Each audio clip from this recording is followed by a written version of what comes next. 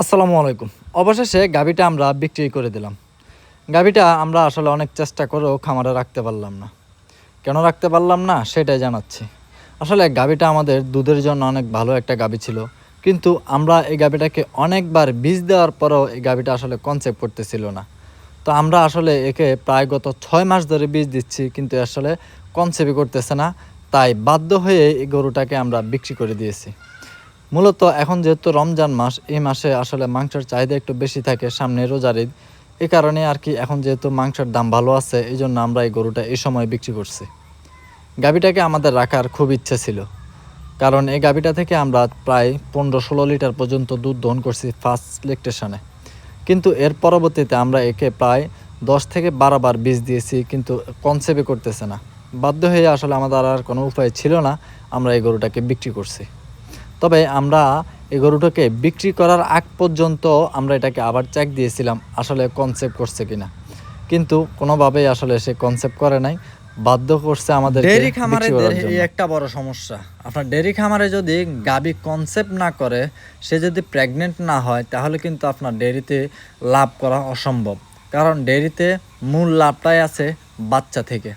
দুধ বিক্রি করে মূলত লাভ খুব একটা দেখা যায় না।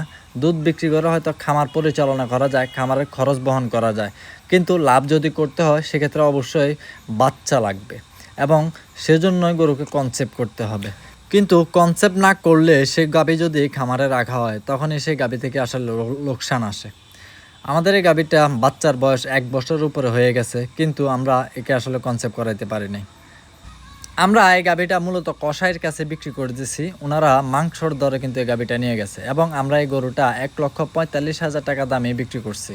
আমাদের আইডিয়া ছিল প্রায় 5 মণ মাংস এটাতে হবে, কম বেশি হয়তো বা একটু এদিক সেদিক হতে পারে। তবে আমাদের আইডিয়া এমনই ছিল। 5 মণ হিসাবে মূলত 1,45,000 টাকা হিসাব করা হয়েছে। 1.5 লক্ষ টাকা যদিও আসে, কসাইরা আসলে নিয়ে বিক্রি করবে, তার জন্য তাদেরও একটু প্রফিটের দরকার আছে। ওই হিসাবে মূলত 1,45,000 টাকা এই গাভীটার দাম রাখা হয়েছে। গরুটা আমরা খামারে ঢুকানোর পর আর বাইর করা হয় নাই, এই জন্য হয়তো বা প্রথম দিকে বাইর হওয়ার পরে একটু ঝামেলা করতেছিল।